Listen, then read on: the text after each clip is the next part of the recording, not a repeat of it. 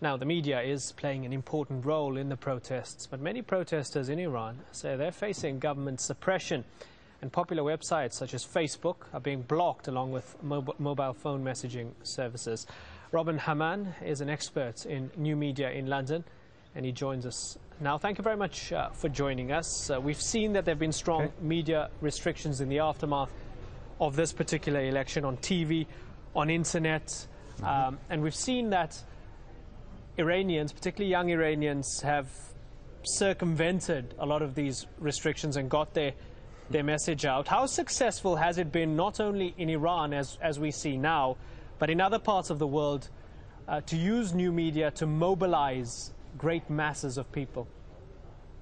Sure. Ask any teenager in most countries in the Middle East how to get around internet censorship, and they can tell you 5 or 6 different ways to do it. So it's no surprise that we're still getting tweets, messages, blog posts, photographs being posted from inside the protest areas of Tehran and elsewhere in Iran, and they're reaching us here in the West. What's really interesting about that is the way that people in the West and in other countries are able to have direct access to people on the ground. So they bypass the traditional channels of the media and go straight to people on the ground who are eyewitnessing events. Now, a lot of the hype that goes with things like this says, you know, people on the ground are organizing these protests using Twitter and Facebook and MySpace.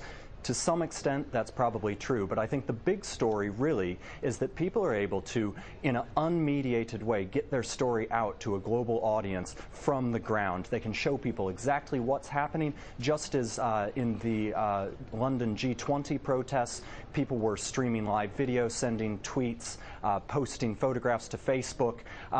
You know, we're going to see this more and more in developing countries, and indeed in the Middle East as well.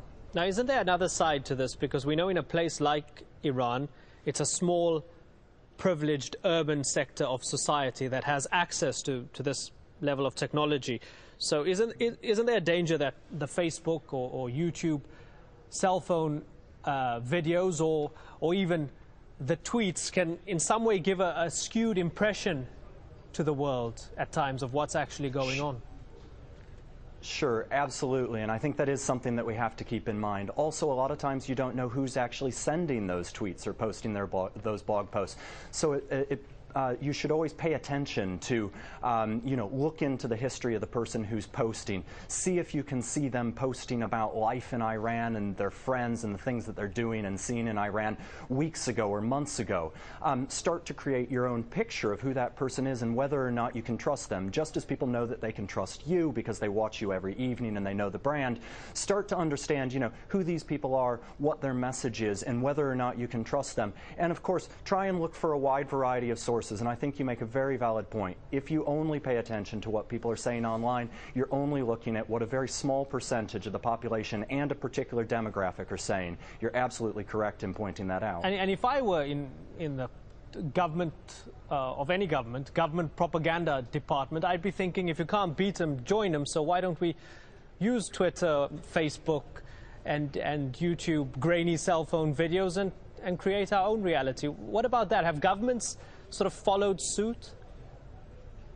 I think they probably have more than we already know.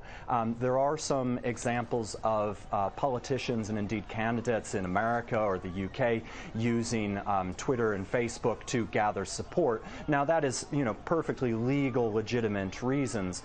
Whether or not governments have used it in, you know, underhanded ways to undermine opposition groups, for example, I don't know specifically. I do know that in some countries that are seen to have less than open regimes. For example, in Kazakhstan, the government is blogging using one of the main blogging tools that's used by the opposition, LiveJournal. So yes, I think that, you know, actually they use mail.ru as well, which is another platform there. But I think you're right. I think that, you know, governments, politicians, the military are also going to be using these services to tell their side of the story, to spread propaganda, but also potentially to get into those networks of people, figure out who they are, and see if they can try to stop them or change their messages. Hamman, it really is a fascinating discussion. Thank you very much for sharing your thoughts with us.